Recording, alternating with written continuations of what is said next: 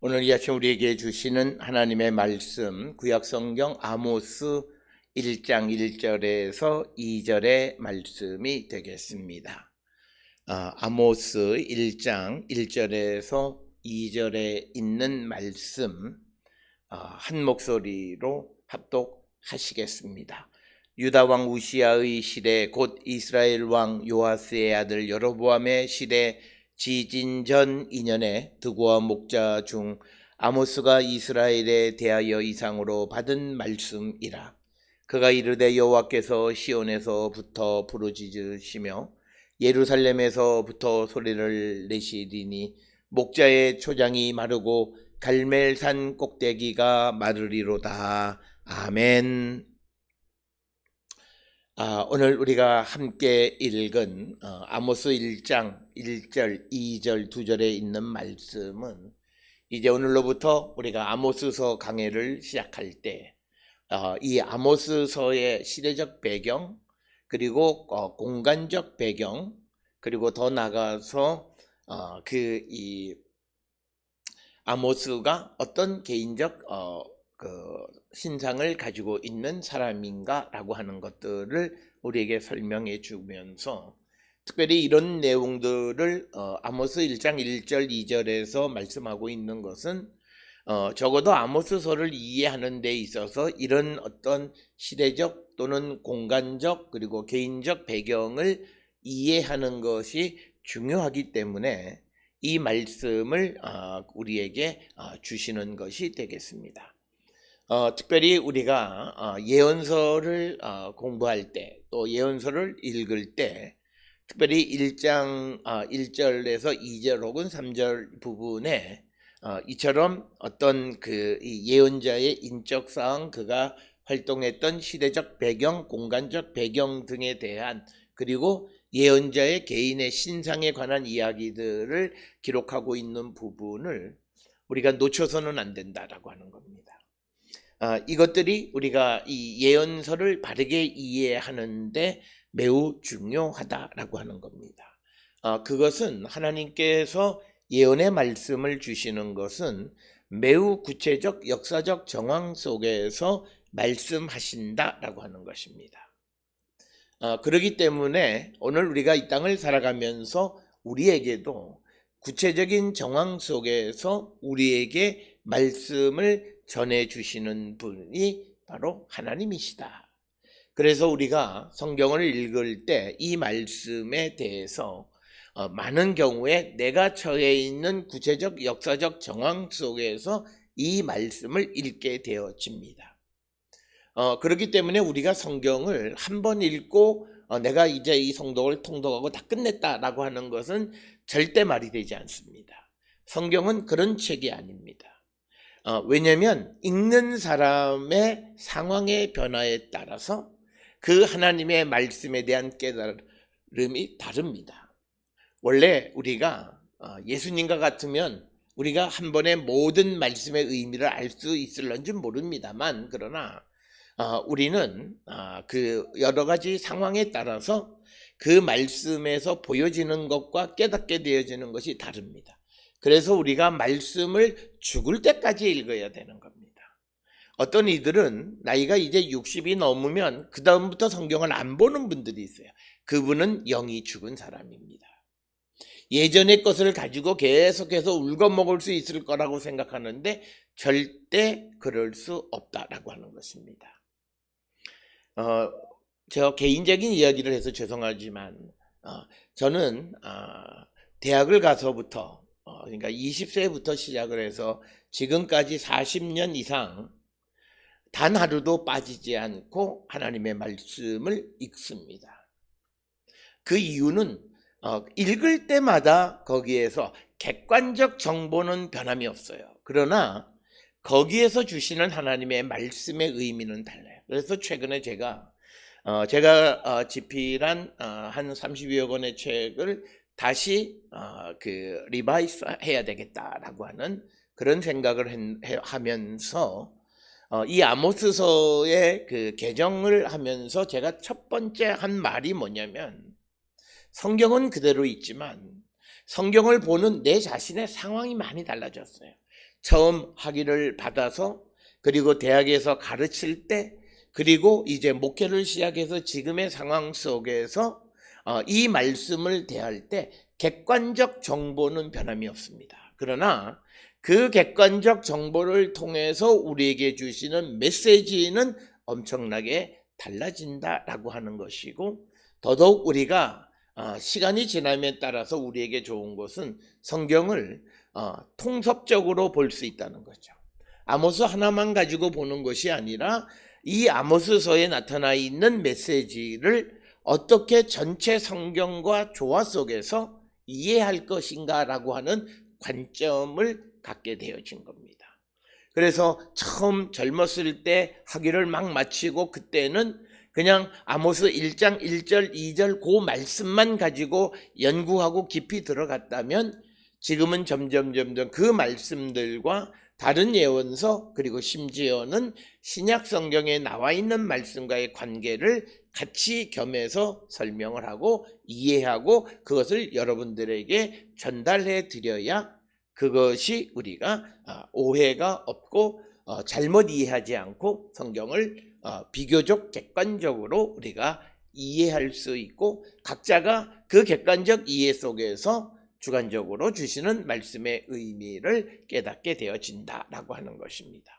그렇기 때문에 이 말씀은 죽을 때까지 읽는 거예요. 그래서 우리가 앞으로 힘써야 되는 것 중 하나는 연세가 들으신 분들, 특히 요양병원이나 이런 데 계시는 분들이 이 말씀을 쉽게 접할 수 있는, 물론 요즘에도 귀로 듣는 것이나 또는 시청각 하는 그런 것들이 많이 나와 있습니다. 그런데 그분들이 시력이 약한 분들 또는 청력이 약한 분들이 그 말씀을 좀 더 쉽게 접할 수 있는 것에 대한 기술 개발, 테크놀로지를 통해서 그런 일들을 해서 그들이 죽을 때까지 하나님의 말씀을 접할 수 있고, 그래서 부모를 만나서 그 부모들이 자녀들에게 명절에 만나서 그저 세상적인 이야기만 하는 것이 아니라 하나 깊은 인생의 경험 속에서 하나님의 말씀 그리고 자신이 있는 그 상황 속에서 하나님의 말씀을 깨달은 것들을 후손들에게 전해줄 수 있는 그런 신앙적 자산을 나눌 수 있게끔 해야 한다라고 하는 것입니다. 자, 그래서 오늘 주시는 이 예언서 1장 1절 2절에 있는 부분, 전문적으로 이것을 우리가 아모스서의 표제어다 이렇게 이야기합니다. 호세아서의 표제어. 그래서 이것이 이 아모스서를 이해하는 데에 기초가 되고 중요한 부분이다라고 하는 것입니다. 오늘 주시는 본문에서 우리가 오해해서 안 되는 것이 있고, 특히 성경 전체를 통해서 우리가 이해해야 되는 것 중 하나가 도대체 예언이라고 하는 것이 무엇이냐라고 하는 것에 대한 개념 정의를 바르게 해야만 합니다. 오늘 주시는 본문의 말씀에서는 예언이란 말 대신에 뭐라고 기록되어 있냐면 이상이라고 기록이 되어 있습니다. 그러니까 이상으로 받은 말씀이다 이렇게 되어 있습니다.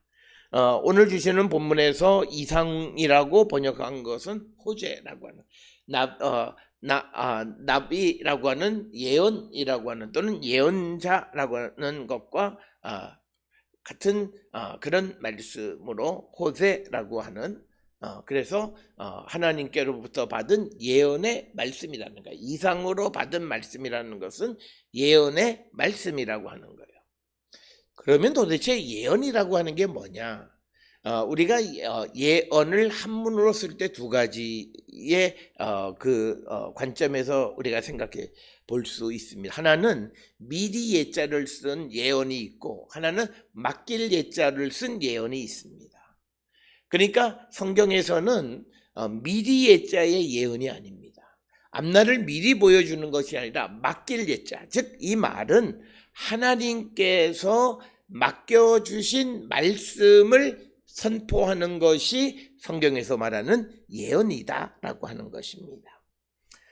그래서 우리가 그것에 대한 개념은 신명기 18장 18절에 내가 그들의 형제 중에서 너와 같은 선지자 하나를 그들을 위하여 일으키고 내 말을 그 입에 두리니, 내 말은 하나님의 말씀을 그 입에, 선지자의 입에 두리니 내가 하나님이 그에게, 선지자에게 명령하는 것을 그가 무리에게 다 말하리라. 그러니까 하나님께서 주신 말씀을 대신 전하는 것을 예언자, 선지자라고 하고, 그렇게 전하는 것을 예언.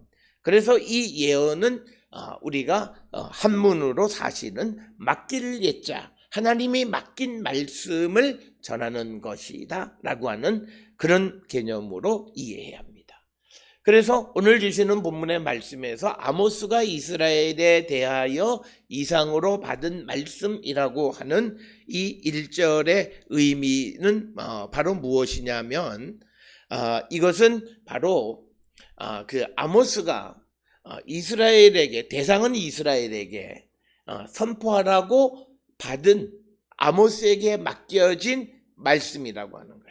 그러니까 오늘 주시는 본문에서 이 아모스가 전하는 말씀은 하나님께서 아모스에게 전하라고 주신 말씀이에요. 그래서 이 말씀의 대상은 이스라엘이다, 이렇게 기록이 되어져 있습니다. 그래서 오늘 주시는 이 본문에서 이상으로 받은 말씀이라고 기록되어 있는 이 이상은 예언이라고 하는 것이고, 예언은 하나님께로부터 맡은, 하나님이 맡겨주신 그 말씀, 그걸 예언이라고 하는 것입니다. 그래서 한문으로 일부 목회자들이나 신학자들은 이 예언을 미리 예자를 쓰는 예언, 그러니까 앞날을 내다본다는 그런 것이 아니라 하나님이 맡겨주시는 말씀을 대신 전한다라고 하는 그런 말로서 예언. 그래서 우리가 예언자를 스포크맨, 대언자다라고 하는 거죠. 대언자, 우리가 흔히 말하는 무슨 어디에 대변인, 이런 사람은 자기 말 하는 게 아니에요.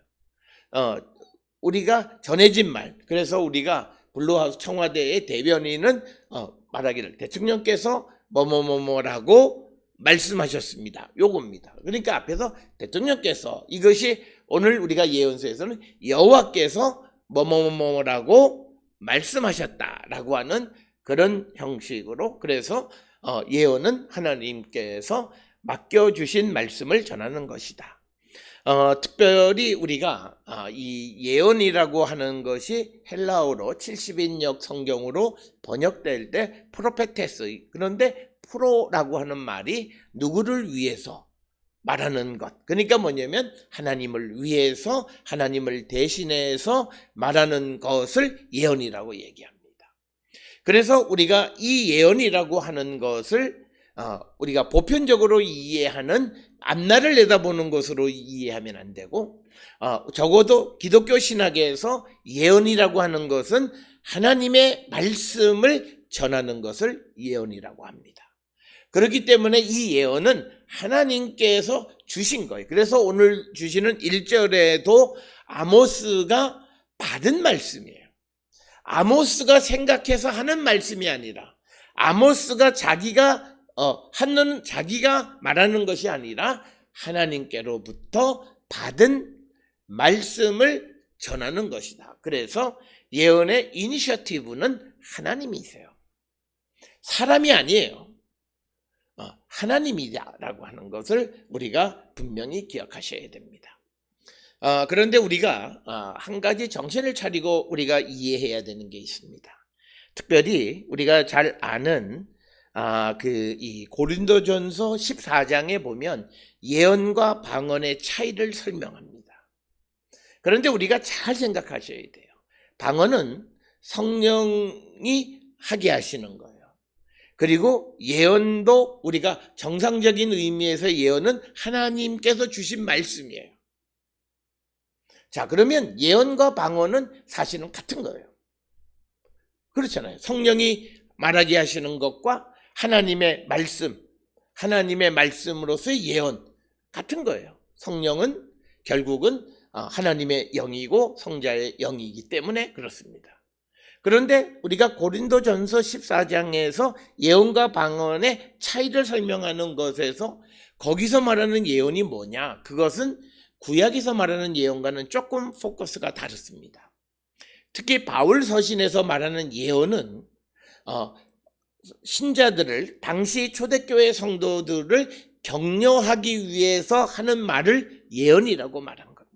하나님의 말씀을 받아서 말한, 왜냐하면 그 당시에 하나님의 말씀을 받는 그것은 바로 바울 자기가 받아서 전하는 복음의 내용이에요. 그런데 이제 예언이라고 하는 것은 그 복음을 받아서 그것을 통해서 신자들을, 성도들을 격려하기 위해서 하는 말을 예언이라고 말한 거예요. 그렇기 때문에 고린도전서 14장에서 예언과 방언의 차이를 이야기하고 있는 겁니다. 자, 그래서 오늘 우리가 분명하게 기억하셔야 되는 것은 우리가 이제 예언서를 우리가 강해할 때 이 예언은 하나님께로부터 받은 하나님의 말씀이에요. 그 말씀의 내용은 미래의 사건만이 있는 것이 아니라 과거에 행했던 것에 대한 하나님의 심판도 있고, 또 오늘 내가 행해야 될 것도 있고, 또 미래에 내가 행해야 될 것도 있어요. 그러나 핵심은 하나님의 말씀이지 시간의 선후관계는 중요하지 않다는 거예요. 그런데 이제 우리가 고린도전서 14장에서 사용하는 예언이라고 하는 말은 성도들을 격려하기 위해서 하는 그런 말을 예언이라고 하는 용어로 사용을 하고 있다. 그래서 우리가 신약과 구약에서 같은 예언이라고 하는 말이 내포하는 함의가 다르다는 거예요. 만약 구약 성경, 신약에서 말하는 예언도 우리가 구약과 똑같은 개념이라고 설명하면 예언과 방언 사이에 예언을 하지 못하게 하라, 이게 말이 안 되잖아요. 예언은 하나님의 말씀인데 인간이 어떻게 그 예언을 하지 못하게 하라라고 말할 수 있겠어요. 그래서 우리가 신약에서 고린도전서에서 말하는 예언의 개념은 구약에서 말하는 예언의 개념과는 조금 다르다라고 하는 것을 우리가 알아야 된다라고 하는 것, 이것을 우리가 잊지 않아야 성경을 정확하게 해석할 수 있습니다. 따라서 다시 돌아가면 오늘 주시는 본문의 아모스서는 우시야 시대, 그리고 그 우시야 시대는 요시야의 아들 여로보암 시대와 같은 그런 시대이다라고 하는 것입니다. 근데 그때 지진이 벌어졌어요. 그 지진 전 2년에.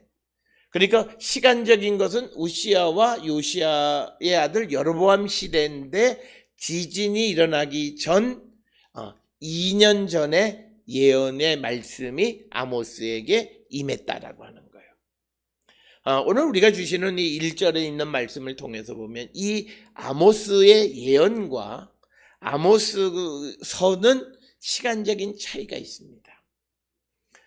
예를 들어서 오늘 주시는 본문의 말씀을 바로 그때 다른 사건이 벌어지면서 바로 기록을 했다면 지진 전 2년이라고 하는 표현을 쓸 수가 없어요. 그러니까 이 말은 지진이라고 하는 것을 보고 그 지진이 일어난 다음에 이 아모스서를 기록한 거예요. 그러니까 아모스가 하나님의 이상을 받은 것이 이 큰 지진이 일어나기 전 2년이라고 하는 표현을 쓰는 거예요. 그래서 우리가 여기서 한 가지 추론할 수 있는 것은 언제 아모스서가 기록된지는 모르지만 아모스가 하나님께로부터 이상을 받은 날로부터 최소한 2년 이상이 지난 어느 날에, 어떤 때에 이 아모스서가 기록이 되어졌다라고 하는 것을 오늘 주시는 말씀을 통해서 알 수 있습니다.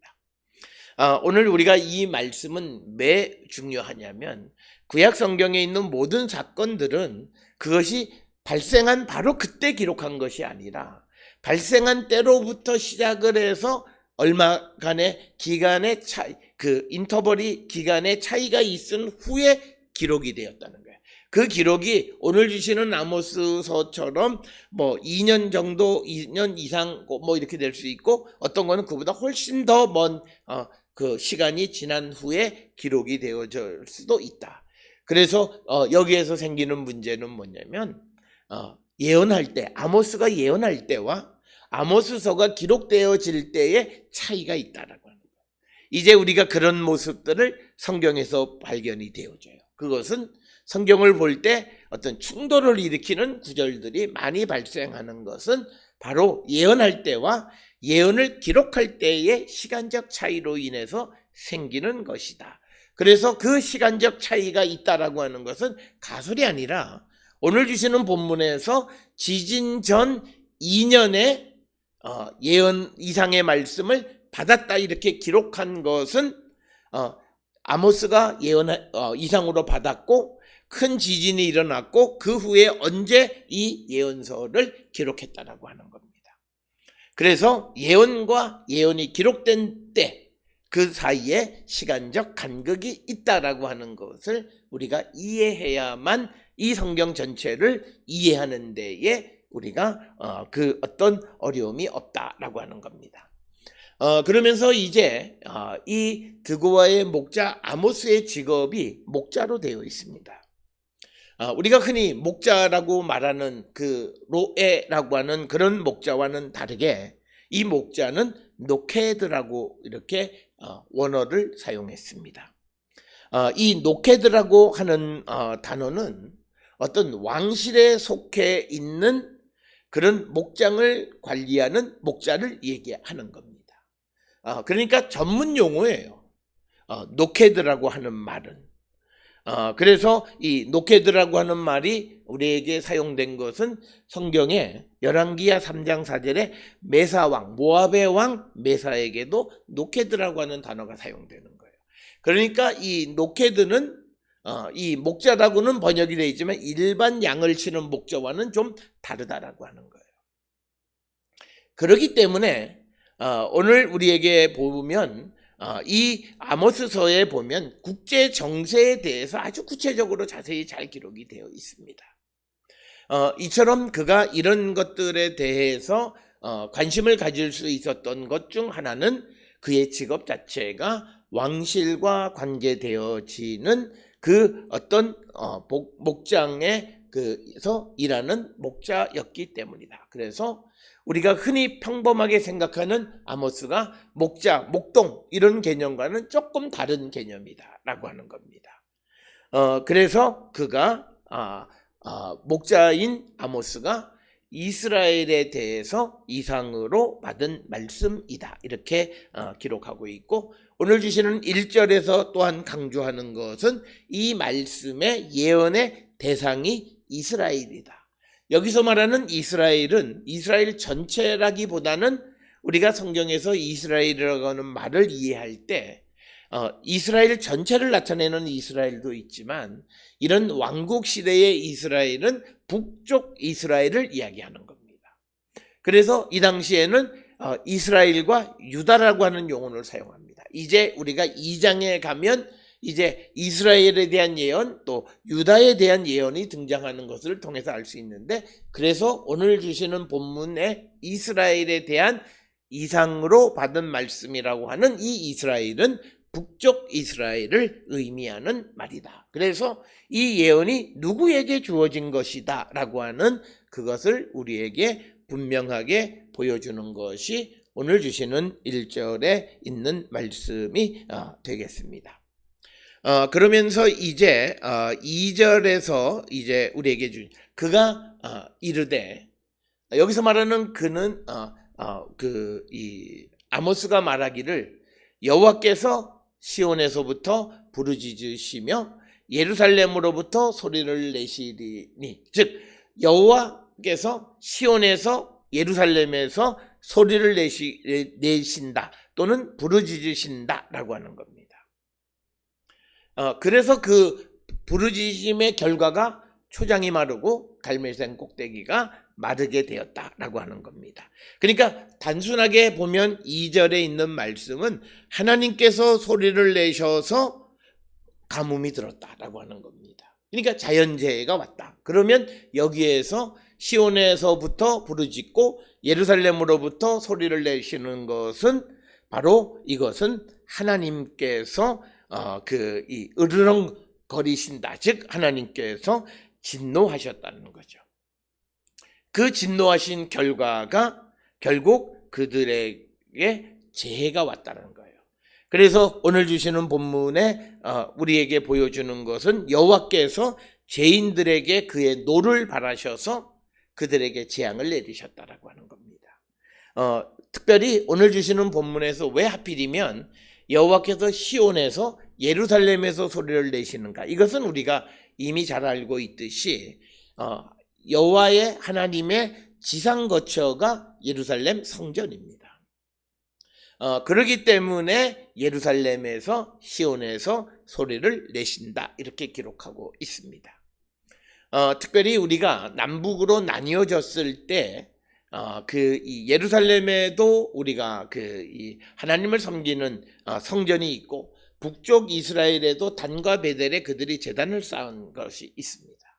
그런데 오늘 주시는 본문의 말씀에서 시온에서 예루살렘에 계시다. 하나님이 시온에 계시고 예루살렘에 계시다라고 하는 말을 하는 것은 지금 이 아모스가 유다 중심적, 유다 출신의 사람이라는 거예요. 그것을 우리가 알 수 있는 것은 1절에 기록되어 있는 소위 아모스의 고향이 드고아라는 거죠.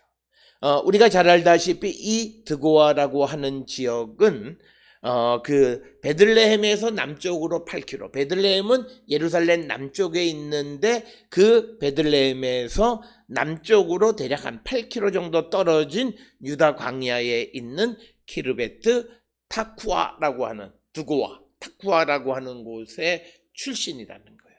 그러니까 이 사람은 드고아의 목자인 이 아모스는 유다 왕국 출신이에요. 그렇기 때문에 그의 생각은 하나님은 예루살렘에 계시다고 생각하는 것이 당연한 겁니다. 그래서 왜 예언서에 그 예언자의 출신에 대해서 설명하냐면 그가 선포하는 메시지 속에 의도하지 아니하게 나타나 있는 여러 가지 생각의 기초를 발견할 수 있어요. 그래서 아모스가 드고아 출신이기 때문에 자연스럽게 예루살렘으로부터 시온과 예루살렘에 하나님이 계시다고 생각했어요. 만약에 아모스가 북쪽 이스라엘 사람이라고 한다면 아마 하나님의 거처는 북쪽이 세운 제단인 단이나 베델이나 혹은 사마리아에 계신다 이렇게 말을 해야 된다라고 하는 겁니다. 그래서 오늘 주시는 2절의 말씀에서 이제 여호와께서 진노하셔서 소리를 내셨고 그 진노하신 그 결과로 땅이 마르고 산 꼭대기가 마르다. 가뭄이 자연재해가 왔다. 오늘 주시는 이 본문에서 구약적 사고가 하나님께 범죄하면 자연재앙이 온다라고 하는 겁니다. 그렇기 때문에 자연재앙이 오게 되면 당시 모든 사람들이 항상 자기 자신들을 성찰하게 되고 우리가 하나님 앞에 범죄한 것이 없는가를 돌아보게 된다는 거예요. 그렇기 때문에 구약 성서를 통해서 오늘 이 땅을 살아가는 사람들이 오늘 우리가 살고 있는 이 시대에 우리가 예견하지 못했던 어떤 어려운 일들이 발생했을 때 우리는 우리의 신앙을 생각해 보게 된다라고 하는 겁니다. 물론 하나님이 재앙을 보내시는 여러 가지 이유가 있을 수 있어요. 어떤 죄에 대한 결과로서 재앙이 올 수도 있고 하나님의 심판에 하나님이 시험하시기 위해서도 올 수도 있고 혹은 욕과 같은 경우도 있을 수 있고 또 요한복음 9장에 나와 있는 날 때부터 맹인된 자처럼 하나님의 영광을 위해서 올 수도 있습니다. 그런데 오늘 주시는 2절의 말씀에서는 여호와께서 소리를 내시고 여호와께서 부르짖으시니까 목자의 초장과 갈멜산 꼭대기가 말랐다라고 하는 것은 죄에 대한 심판의 결과로 재앙이 임했다 이렇게 기록을 하고 있습니다. 따라서 오늘 주시는 이 예언의 목적은 이스라엘에 대해서 이상으로 주신 것은 그들의 죄를 지적하시고 그들이 돌아오기를 원하시는 그런 하나님의 뜻을 보여주는 것이다 라고 하는 겁니다. 우리가 이 예언에서 분명히 기억하셔야 되는 것, 예언의 목적은 그들을 쓸어버리려고 하는 것이 아닙니다. 이렇게 이스라엘의 죄된 모습을 보여줌으로써 그들이 하나님께 돌아오기를 원하셔서 하나님께서 재앙을 보내시고 예언자를 보내셨다. 그래서 예언은 우리에게 심판의 목적이 아니라 예언은 우리에게 희망을 주는 거예요. 예언의 말씀을 듣고 회개하고 돌아가면 그에게는 희망이에요. 그러나 예언을 듣고도 거절하거나 듣지 않으면 그들에게는 심판이 있을 수밖에 없다라고 하는 것입니다. 오늘 우리가 함께 읽은 아모스 1장 1절로부터 2절에 있는 말씀은 이 아모스서가 이스라엘의 범죄함에 대한 하나님의 심판으로 그들에게 재앙을 내리시면서 그들을 돌아오게 하기 위한 목적으로 아모스를 통해서 주시는 말씀이다라고 하는 것. 그리고 이것은 구체적으로 주전 8세기 중엽에 있었던 그런 역사적 상황 속에서 주신 하나님의 말씀이다라고 하는 것을 우리에게 보여주는 것이 오늘 주시는 1장 1절 2절의 말씀이 되겠습니다. 오늘 살아가는 우리도 우리에게 주시는 하나님의 말씀들이 있습니다. 그 말씀을 듣고서 우리의 삶을 성찰을 하고 우리가 회개하고 주께로 돌아가기를 결단하는 그런 자들이 되어야 하고, 오늘 우리에게 주어진 이 성경의 말씀이 우리가 그것을 읽을 때 그것은 하나님의 음성으로 내게 들려지지만, 그러나 그 말씀을 덮어놓으면 그것은 나하고 아무 상관이 없는 말씀이 되어버린다. 그래서 우리는 날마다 하나님의 말씀을 들음으로 하나님의 말씀의 선포를 듣고 우리의 삶을 성찰하고 회개함으로 주께로 돌아갈 때 어렵고 힘들고 또 죄 가운데 있을지라도 희망을 발견할 수 있다라고 하는 것을 기억하셔서 오늘 주시는 아모스처럼 우리에게 주시는 하나님의 말씀을 듣는 우리 모두가 될 수 있기를 주의 이름으로 축원합니다.